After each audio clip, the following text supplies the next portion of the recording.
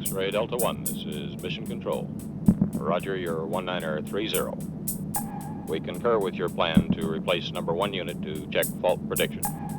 We should advise you, however, that our preliminary findings indicate that your onboard 90000 computer is in error predicting the fault.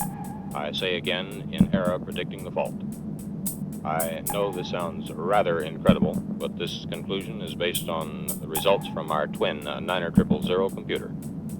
We are skeptical ourselves, and we are running cross-checking routines to determine reliability of this conclusion. Sorry about this little snag, fellas, and we'll get this info to you just as soon as we work it out. X-ray Delta 1, this is Mission Control. 2049er, transmission concluded.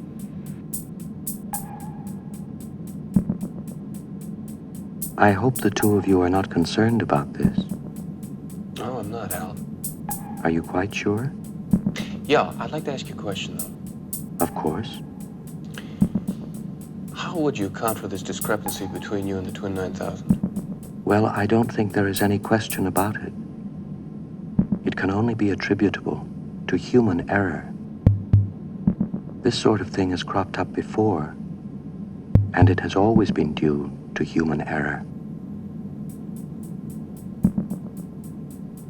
Listen, Hal. There's never been any instance at all of computer error occurring in the 9000 series, has there? None whatsoever, Frank. The 9000 series has a perfect operational record. Well, of course I know all the wonderful achievements of the 9000 series, but are you certain there's never been any case of even the most insignificant computer error? None whatsoever, Frank. Quite honestly, I wouldn't worry myself about that.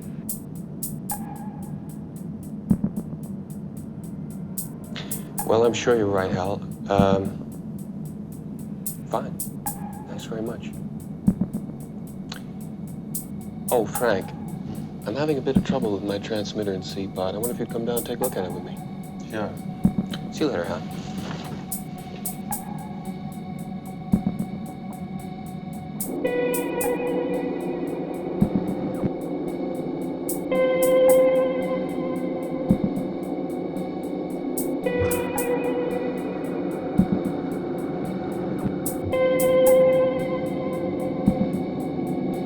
Rotate T-pod, please, Hal.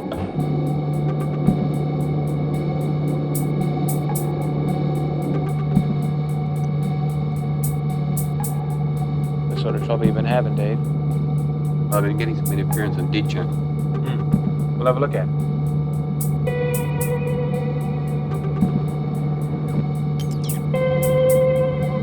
Open the door, Hal.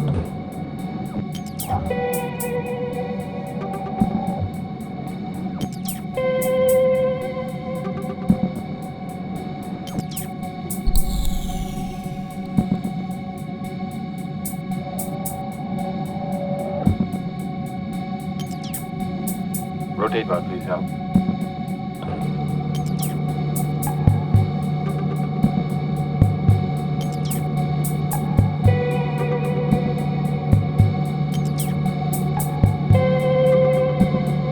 Stop pod rotation, please, Hal.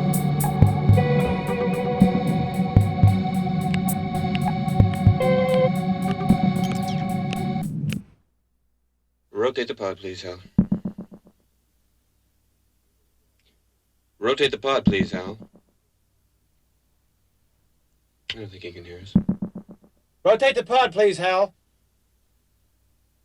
Yeah, I'm sure we're okay. Well, what do you think? I'm not sure. What do you think? I've got a bad feeling about him. You do? Yeah, definitely. Don't you? I don't know. I think so. You know, of course, though, he's right about the 9000 series having a perfect operational record. They do.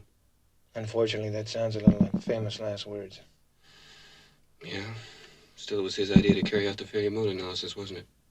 It should certainly indicate his integrity and self-confidence. If he were wrong, it'd be the surest way of proving it. It would be if he knew he was wrong. Look, Dave, I can't put my finger on it, but I sense something strange about him. Still, I can't think of a good reason not to put back the number 1 unit and carry on with the failure mode analysis. No, I agree about that. Well, let's get on with it. Okay. But look, Dave. Let's say we put the unit back and it doesn't fail, huh? That would pretty well wrap it up as far as Hal was concerned, wouldn't it? Well, we'd be in very serious trouble. We would, wouldn't we? Mm-hmm. What the hell could we do? Well, we wouldn't have too many alternatives. I don't think we'd have any alternatives. There isn't a single aspect of ship operations that's not under his control. If he were proven to be malfunctioning, I wouldn't see how we'd have any choice but disconnection. I'm afraid I agree with you. There'd be nothing else to do. Be a bit tricky. Yeah. We'd have to cut his higher brain functions without disturbing the purely automatic and regulatory systems. And we'd have to work out the transfer procedures of continuing the mission under ground-based computer control. Yeah.